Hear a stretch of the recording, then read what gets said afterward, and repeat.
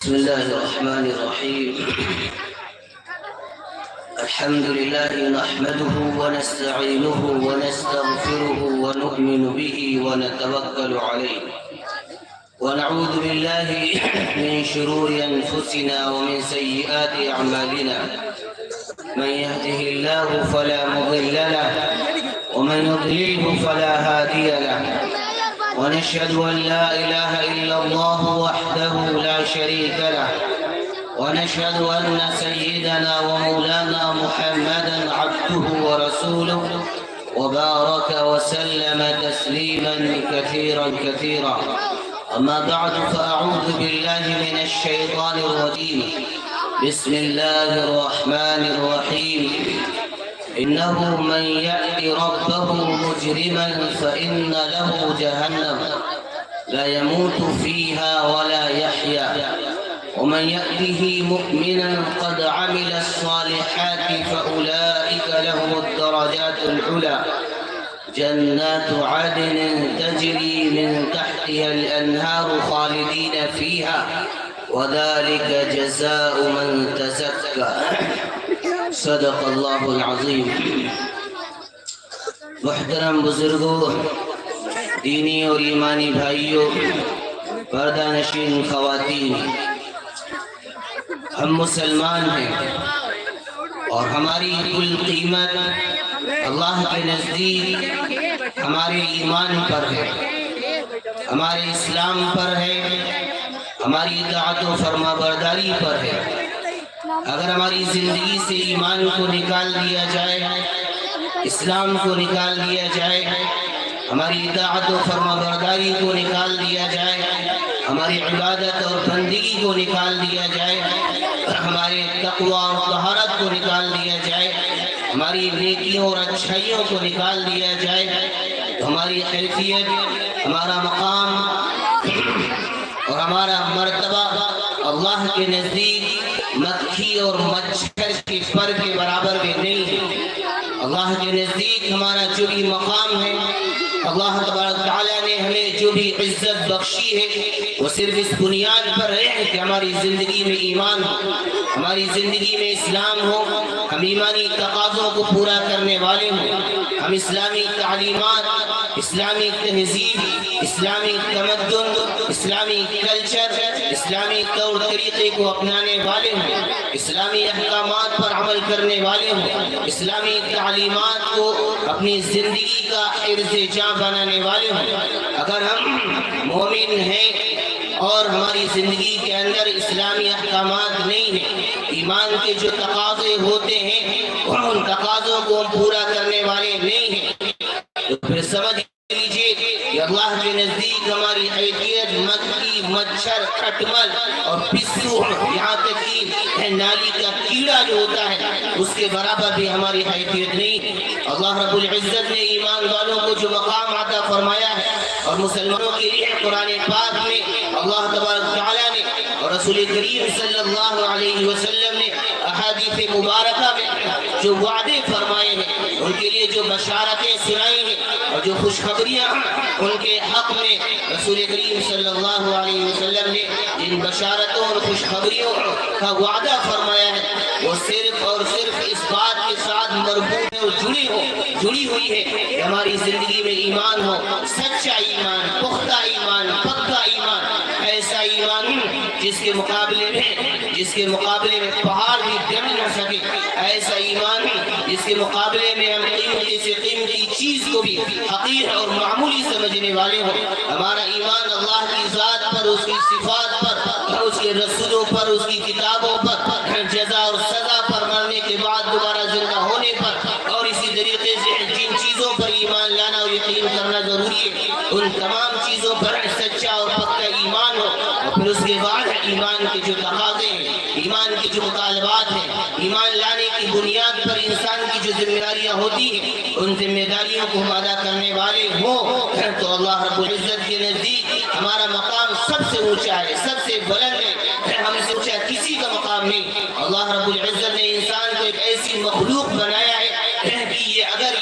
یہ چاہے تو اپنا مقام اللہ تعالیٰ کے نزدیک بلند سے بلند مقام بنا سکتا ہے. یہاں تک کہ فرشتوں سے سے بھی اونچا مقام حاصل کر سکتا ہے، لیکن اگر یہ پستی میں جاتا ہے، اگر یہ خدا تعالیٰ کی شریعت سے بغاوت کرتا ہے، خدا تعالیٰ کا نافرمان بنتا ہے، رسول اللہ صلی اللہ علیہ وسلم کی سچی محبت نہیں ہوتی ہے، آپ صلی اللہ علیہ وسلم کی سنتوں کے ساتھ پیار نہیں ہوتا ہے، اور انسان کی زندگی میں رسول کریم صلی اللہ علیہ وسلم کی زندگی کا طریقہ نہیں ہوتا ہے، تو پھر یہ انسان پستی میں جاتا ہے، گرتا ہے، اور اتنا گر جاتا ہے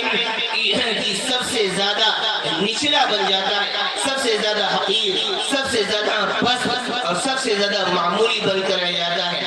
قرآن پاک میں اللہ تبارک تعالیٰ نے جن مومنوں کے لیے اور جن مسلمانوں کے لیے وعدے فرمائے ہیں، ان مسلمانوں اور مومنوں سے مراد وہی مومن ہے اور وہی مسلمان ہے جو سچے مسلمان ہوں، جو پکے مسلمان ہوں۔ ایسا نہیں ہے کہ وہ نام نہاد مسلمان ہوں، صرف اس بنیاد پر مسلمان ہوں کہ وہ اسلامی گھرانے میں ان کی ولادت ہوئی ہے، اسلامی گھرانے اور اسلامی خاندان میں وہ پیدا ہو گئے، اس بنیاد پر مسلمان ہیں۔ باقی اسلامی تعلیمات ان کی زندگی میں نہیں ہے، اسلامی احکامات ان کی زندگی میں نہیں ہے، تو وہ دنیا میں تو مسلمان سمجھے جائیں گے،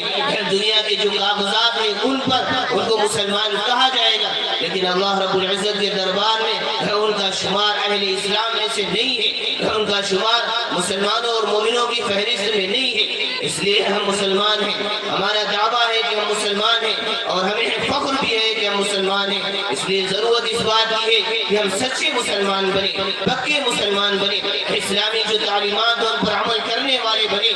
تاکہ ہم حقیقت میں مسلمان بن کر رسول کریم صلی اللہ علیہ وسلم کی بشارتوں کے مستحق بنے، اور اللہ تبارک تعالیٰ نے جو وعدے فرمائے ہیں قرآن پاک میں ان وعدوں کے مستحق بنے۔ جو آیت کریمہ میں نے آپ کے سامنے تلاوت کی تھی، اس میں اللہ تبارک تعالیٰ کے ارشاد ہے إِنَّهُ مَنْ يَأْتِ رَبَّهُ مُجْرِمًا فَإِنَّ لَهُ جَهَنَّمَ لَا يَمُوتُ فِيهَا وَلَا يَحْيَا، کہ یاد رکھو، یقین رکھو، بے شک اور بے شبہ جو شخص اپنے رب کے دربار میں مجرم بن کر حاضر ہوگا، اور مجرم سے یہاں پر خاص طور پر مراد کافر اور مشرک ہے، یعنی کفر اور شرک کی حالت میں جو انسان آئے گا تو اس کے لیے جہنم ہے، جس میں نہ وہ جیے گا اور نہ وہ مرے گا۔ نہیں جینا، نہ وہ جیے گا نہ مرے گا، ایک ایسی تعبیر ہے جس میں انسان کی زندگی تو ہوگی لیکن وہ زندگی ہے موت سے بدتر زندگی ہوگی، اور جس کو الفاظ میں بیان نہیں کیا جا سکتا ہے۔ اس قسم کے عذاب اور اس قسم کی سخت اذیتناک سزا اسے دی جائے گی۔ یہ حکم اصلاً انہی لوگوں کے لیے جو کافر اور مشرک ہے، لیکن جو بھی جرم کرے وہ بہرحال مجرم ہوتا ہے، اس کا کسی بھی مذہب سے تعلق ہو، اس کا کسی بھی دھرم سے تعلق ہو، جو جرم کرنے والا ہے وہ بہرحال مجرم ہوتا ہے۔ اس لحاظ سے جو اہل اسلام ہے، جو مومن ہے، اگر ان کی زندگی کے اندر اسلامی جو فرائض ہیں، جو واجبات ہیں، ان کی ادائیگی وہ نہیں کرتے ہیں تو وہ بھی کسی نہ کسی درجے میں اس وعید میں شامل ہیں۔ اگرچہ ان کے لیے حکم ابدی نہیں ہوگا، ہمیشہ کے لیے نہیں ہوگا، لیکن بہرحال اس سزا کی وہ مستحق ہو جائیں گے، سوائے اس کے کہ اللہ رب العزت کی عنایت ہو جائے، اللہ رب العزت کا فضل شامل ہو جائے۔ آگے ارشاد فرمایا وَمَنْ يَأْتِهِ مُؤْمِنًا قَدْ عَمِلَ الصَّالِحَاتِ فَأُولَٰئِكَ لَهُمُ الدَّرَجَاتُ الْعُلَىٰ، اور جو شخص مومن بن کر آئے گا اس حال میں اس نے نیک اعمال بھی کیے ہیں، نیک اعمال بھی کیے ہوں۔ اللہ رب العزت نے جہاں بھی ایمان والوں کا تذکرہ فرمایا ہے اور ان کے لیے نعمتوں اور انعامات کا وعدہ فرمایا ہے، ساتھ میں اعمال صالحہ کو بھی ذکر فرمایا ہے۔ اعمال صالحہ کیا ہے؟ اعمال صالحہ سب سے بڑھ کر یہ ہے کہ انسان فرائض اور واجبات کا مکمل پابند بن جائے، حرام اور ناجائز امور سے بچنے والا بن جائے۔ آج ہم گناہ ان چیزوں کو تو سمجھتے ہیں جو ہمارے یہاں حرام قرار دی گئی ہے، یعنی جن کو کرنا نہیں چاہیے ان کو تو ہم حرام سمجھتے ہیں، لیکن یہ بھی سمجھ لیجئے کہ جن کاموں کا کرنا ضروری ہے، فرض اور واجب ہے، ان کا نہ کرنا بھی اسی طریقے سے حرام ہے جس طریقے سے جن کاموں کا نہ کرنا فرض ہے، اسی طریقے سے کرنے والی چیزوں کا کرنے والی چیزوں کا نہ کرنا اسی طریقے سے فرض ہے۔ لہذا آج ہم شراب پینے کو حرام سمجھتے ہیں اور گناہ سمجھتے ہیں، لیکن جو فرائض ہیں ان کی ادائیگی نہ کریں تو اتنا بڑا ہم جرم نہیں سمجھتے، اور اس کی وجہ یہی ہے کہ ہم عادی بن چکے ہیں گناہوں کے، ہم عادی بن چکے ہیں، ہم ایک ایسے ماحول میں زندگی گزار رہے ہیں جہاں فرائض اور واجبات کے ترک کو اور ان کے چھوڑنے کو معیوب نہیں سمجھا جاتا، برا نہیں سمجھا جاتا۔ کوئی نشہ کرتا ہے ہم اس کو برا سمجھتے ہیں، کوئی چوری کرتا ہے ہم اس کو برا سمجھتے ہیں، کوئی زناکاری اور بدکاری کے اندر مبتلا ہوتا ہے ہم اس کو برا سمجھتے ہیں۔ لیکن اگر کوئی فریض کسی عظیم فریضے کو ترک کر دیتا ہے، ایک ایسا عظیم فریضہ جس پر اسلام کی بنیاد قرار دی گئی ہے، جس کے بغیر اسلام کا تصور نہیں ہو سکتا ہے، جس کے بغیر مسلمان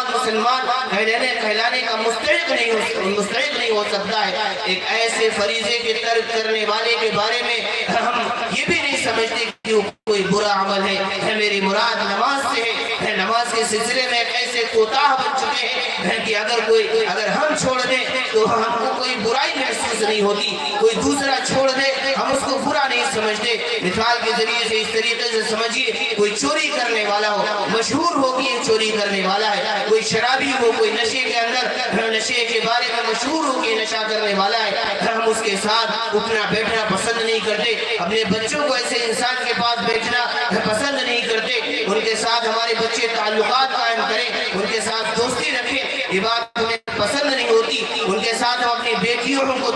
نباہنا پسند نہیں کرتے، ان کے ساتھ اپنی بیٹیوں کا نکاح کرنا پسند نہیں کرتے، کیونکہ ہمارے معاشرے میں، ہمارے سماج میں ان چیزوں کو برا سمجھا جاتا ہے۔ لیکن یاد رکھیے، زناکاری، بدکاری، رشوت، چوری اور اسی طریقے سے شراب نوشی، اس قسم کے جتنے بڑے بڑے گناہ ہم سمجھتے ہیں اور جن کو ہم حرام سمجھتے ہیں، جن کو ہم واقعی گناہ سمجھتے ہیں، ان تمام گناہوں میں علماء کرام یہاں اسٹیج پر موجود ہیں، ان سے پوچھ لیجئے گا کہ سب سے بڑھ کر ایک مومن کے ایمان لانے کے بعد، اسلام کے دائرے میں داخل ہو جانے کے بعد سب سے بڑا گناہ اگر کوئی ہے تو نماز کا ترک کرنا ہے، نماز کا چھوڑنا ہے۔ کیا ہم اس کو گناہ سمجھتے ہیں؟ کیا ہم اس کو برا سمجھتے ہیں؟ یا کسی کے بارے میں ہمیں معلوم ہو جائے کہ یہ بے نمازی ہے، اس کے ساتھ ہمارے قطع تعلق کا معاملہ ہوتا ہے، یا ہم اس کو سمجھانے کی کوشش کرتے ہیں، نشیڑی کے بارے میں ہم سمجھانے کی کوشش کرتے ہیں نشہ اچھی چیز نہیں ہے، یا نماز کا چھوڑ دینا اچھی چیز ہے، یا اسی طریقے سے ہم جب اپنی بیٹیوں کی شادی کرتے ہیں ہم تحقیق کر لیتے ہیں نشہ کرنے والا تو نہیں ہے، شراب کا عادی تو نہیں ہے، اسی طریقے سے رشوت خور تو نہیں ہے، سود خور تو نہیں ہے، کیا ہم اس بات کی تحقیق کرتے ہیں کہ یہ بے نمازی تو نہیں ہے، نماز کا پابند ہے یا نہیں ہے، اسی طریقے سے فرض ہونے کے باوجود زکات کی ادائیگی کرنے والا ہے یا نہیں ہے، روزے کا اہتمام کرنے والا ہے یا نہیں ہے۔ ہم مسلمان ہونے کے دعوے دار ہیں، لیکن اگر ہم سے یہ پوچھا جائے تو مسلمان ہو، فخر کے ساتھ کہتے ہیں مسلمان ہیں، لیکن مسلمان کسے کہتے ہیں؟ اس کی زندگی کے اندر اسلامی احکامات ہو، اسلامی کلچر ہو، اسلامی تہذیب ہو۔ آج ہمارا لباس غیر اسلامی ہے، ہمارا چہرے غیر اسلامی ہے، ہمارا رہنے سہنے کا ڈھنگ اور طریقہ غیر اسلامی ہے، ہم فرائض اور واجبات پر ادا نہیں کرتے، فرائض اور واجبات کی ادائیگی نہیں کرتے، اس کے باوجود ہم مسلمان ہونے کا دعویٰ کرتے ہیں۔ سمجھ لینا چاہیے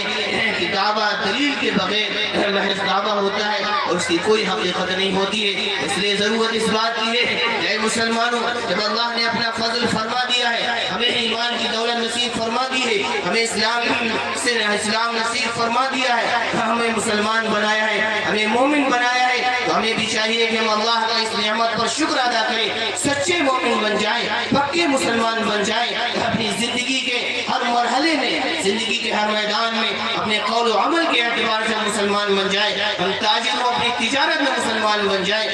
اسی طریقے سے ہم جس پیشے میں بھی ہیں ہم اس پیشے کے اعتبار سے مسلمان بن جائیں۔ ہماری زندگی کے اندر ایسا نہ ہو کہ ہم مسجد میں داخل ہوں تو مسلمان ہوں، اپنی تجارت کے موقع پر جائیں تو ہم غیر اسلامی اعمال کریں۔ رسول کریم صلی اللہ علیہ وسلم نے زندگی کے مختلف مراحل میں جو ہدایات عطا فرمائی ہیں، جو تعلیمات عطا فرمائی ہیں، ان تعلیمات پر عمل کرنے والے بن جائیں۔ ایسا نہ سمجھیں کہ اپنے ذاتی مفاد کی خاطر تھوڑے سے فائدے شریعت کی خاطر ہم شریعت کے خلاف عمل کرنے والے بن جائیں. اگر ہم تاجر ہیں تو امانتدار تاجر بنے, سچے تاجر بنے, جھوٹ سے, دھوکہ دہی سے, رشوت سے اور اس قسم کی جو روحانی قسم کی بیماریاں ہیں ان تمام بیماریوں سے اپنے آپ کو ہم بچائیں. اور یہ ہم سمجھیں, اس بات کو ہم سمجھیں کہ جیسے ہمارے جسم کے لیے غذا ضروری ہے, جیسے ہمارا جسم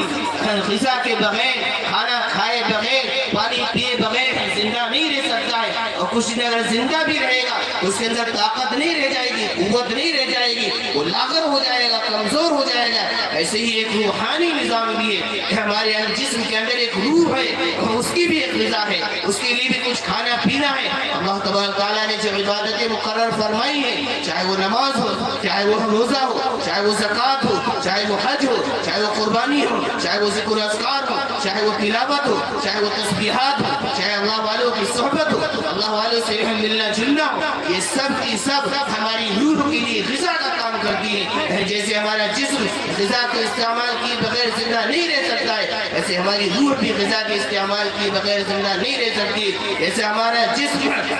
جسم ہفتے میں, 15 دن میں یا سال میں عبادت کرنے کھانا کھانے سے زندہ نہیں رہ سکتا ہے, کمزور طاقتور نہیں رہ سکتا ہے, ایسے ہی ہفتے میں عبادت کر لینے سے یا سال میں عبادت کر لینے سے ہماری روح زندہ نہیں رہ سکتی ہے. ہمیں اس بات سوچنا چاہیے کہ ہم روحانی اعتبار سے لاغر ہو چکے ہیں, کمزور ہو چکے ہیں. اس لیے ہم اپنے روحانی نظام کو طاقتور بنائیں, اس کو زندہ کریں, اللہ والوں کی صحبت اختیار کریں, اور جو چیزیں ہمارے لیے مضر ہیں ہماری جسمانی صحت کے لیے ان سے ہم بچنے کا اہتمام کرتے ہیں, اور جو چیزیں ہماری جسم کو طاقتور بنانے والی ہیں ان کو ہم استعمال کرتے ہیں. ایسے ہی ہماری روح کے لیے جو چیزیں مضر ہیں, جو جتنے بھی گناہ کے کام ہیں, یہ سب کے سب ہماری روح کے لیے مضر اور نقصان دہ ہیں. ان سے ہم بچنے کا اہتمام کریں, اور جتنے بھی فرائض ہیں, جتنے بھی واجبات ہیں, جتنی بھی سنتیں ہیں, جتنے بھی اچھے اعمال ہیں, یہ سب کے سب ہماری روح کو زندہ رکھنے والے, ہماری روح کو طاقتور بنانے والے ہیں. ان کا ہم اہتمام کریں, ایک سچے مسلمان بنے, سچی اسلامی زندگی گزاریں, صاف ستھری اسلامی زندگی گزاریں. یہ جلسے جلوس اس لیے منعقد کیے جاتے ہیں کہ ہماری زندگی کے اندر ایک تبدیلی آئے, اور جس نہج پر اور جس رخ پر ہم زندگی گزار رہے ہیں اس رخ سے ہٹ کر جو صحیح نہج اور صحیح طریقہ زندگی گزارنے کا ہے وہ طریقہ ہماری زندگی میں آئے. اللہ تبارک تعالی ہم سب کو عمل کی توفیق نصیب فرمائے. وآخر دعوانا الحمد للہ رب العالمین.